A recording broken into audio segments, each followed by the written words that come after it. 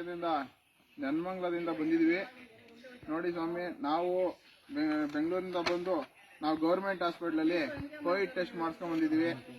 ಆದ್ರೂ ಇಲ್ಲಿ ಪೊಲೀಸ್ ಸ್ವಾಮಿಗಳು ಈ ಕೋವಿಡ್ ಟೆಸ್ಟ್ ಆಗಲ್ಲ ಅಂತ ಅಂದ್ಬಿಟ್ಟು ರಿಪೋರ್ಟ್ ಇದಾಗಲ್ಲ ಹಂಗೆ ಹಿಂಗೆ ಅಂತ ಬಂದ್ಬಿಟ್ಟು ಇದ್ ಮಾಡ್ತಾ ಇದಾರೆ. ನಮ್ಗೊಬ್ರಿಗೆಲ್ಲ ಸ್ವಾಮಿ, ನಮ್ ಕರ್ನಾಟಕದಿಂದ ಯಾರ್ಯಾರು ಪ್ರತಿಯೊಬ್ಬರಿಗೂ ಮಾಡಿಸ್ಕೊಂಡ್ ಬಂದಿದ್ರು ಇದು ಮಾಡಿಸ್ಬೇಕು ಅಂದ್ಬಿಟ್ಟು ಪ್ರತಿಯೊಬ್ಬರಿಗೂ ಹಿಂಸೆ ಮಾಡಿ ಮಾಡಿಸ್ತಾ ಇದಾರೆ. ನಾವು ಮಾಡಿಸಿರೋದು ಯಾವ್ದೇ ಕಾರಣಕ್ಕೂ ಆಗಲ್ಲ ಅಂದ್ಬಿಟ್ಟು ಇದ್ ಮಾಡ್ತಾ ಇದಾರೆ. ಅವರೊಂದು ರಿಪೋರ್ಟ್ ಕೊಟ್ಟಿದ್ದಾರೆ. ಅವ್ರು ನೀವು ಕೊಟ್ಟಿರೋ ರಿಪೋರ್ಟ್ ಅಲ್ಲಿ ಇನ್ನೇನು ಇಲ್ಲ, ಬರೀ ನೆಗೆಟಿವ್ ಅಂತ ಒಂದು ಸೀಲ್ ಕೂತಿದ್ದಾರೆ, ಅಷ್ಟು ಬಿಟ್ಟರೆ ನೇಮ್ ಹಾಕಿದ್ದಾರೆ.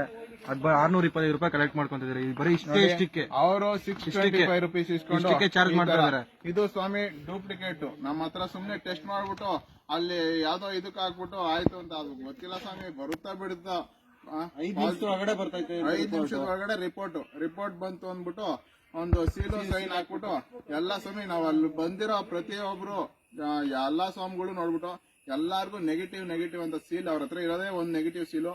ಆ ನೆಗೆಟಿವ್ ಸೀಲ್ ಬುದ್ಧಂಗ್ ಕೊಟ್ರು.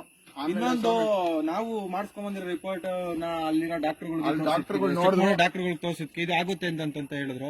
ಅಲ್ಲಿ ಪಕ್ಕದಲ್ಲಿ ಪೊಲೀಸ್ ಸ್ವಾಮಿಗಳು ಇದಾಗೋದಿಲ್ಲ, ನೀವು ಮಾಡಿಸ್ಕೊಂಡು ಹೋಗ್ಲೇಬೇಕು ಕಂಪಲ್ಸರಿ ಅಂತ ಅಂದ್ಬಿಟ್ಟು ನಮ್ಗೆ ಈ ತರದ್ ಮಾಡಿಸ್ಬಿಟ್ಟು ಕೊಟ್ಟಿದ್ದಾರೆ. ಸ್ವಾಮಿ ನಾವು ಅಲ್ಲಿಂದ ಮಾಡಿಸ್ಕೊಂಡ್ ಬಂದಿರೋದು.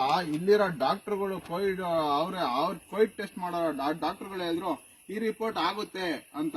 ಆದ್ರೆ ಪೊಲೀಸ್ ಸ್ವಾಮಿಗಳು ಕಣ್ಣು ಹೊಡೆದ್ಬಿಟ್ಟು ಇಲ್ಲ ಅದಾಗಲ್ಲ ಅಂತ ಅಂದ್ಬಿಟ್ಟು ನಮ್ಮ ಹತ್ರ 625 ರೂಪಾಯಿ 11 ಸ್ವಾಮಿಗಳಿಗೆ ದುಡ್ಡು ಇಸ್ಕೊಂಡು 650 ಒಬ್ರಿಗೆ ಸ್ವಾಮಿಗಳಿಗೆ ಇಸ್ಕೊಂಡು ಕೋವಿಡ್ ಟೆಸ್ಟ್ ಮಾಡಿದ್ದಾರೆ. ನಾವು ಪ್ರತಿಯೊಬ್ರು ಕರ್ನಾಟಕದಿಂದ ಬರೋರ್ಗೆ ಹೇಳ್ತಾ ಇದೀನಿ ಕೇಳಿ, ಯಾರು ಕೂಡ ಅಲ್ಲಿ 1000 ರೂಪಾಯಿ ಕಾಸು ಕೊಟ್ಟು ಕರ್ನಾಟಕದಲ್ಲಿ ಮಾಡ್ಸಕ್ ಹೋಗ್ಬೇಡಿ.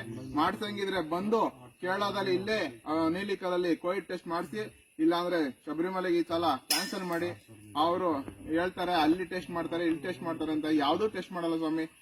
ನೀಲಿಕಲಲ್ಲಿ ಒಂದು ಟೆಸ್ಟ್ ಮಾಡಿ ಅಲ್ಲಿ ಪಾಸ್ ಕೊಡ್ತಾರೆ.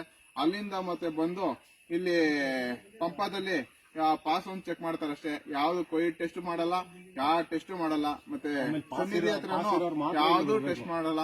ಎಲ್ಲ ಪಾಸ್ ಇದ್ರೆ ಮಾತ್ರ ಅಲೋ ಮಾಡ್ತಾರೆ. ಆನ್ಲೈನ್ ಬುಕಿಂಗ್ ಮಾತ್ರ, ಇಲ್ಲ ಅಂದ್ರೆ ಯಾವ್ದೇ ಕಾರಣಕ್ಕೂ ಯಾವ್ದು ಬಿಡಲ್ಲ.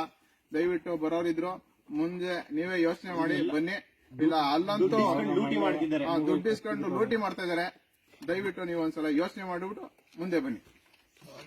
ಸ್ವಾಮಿ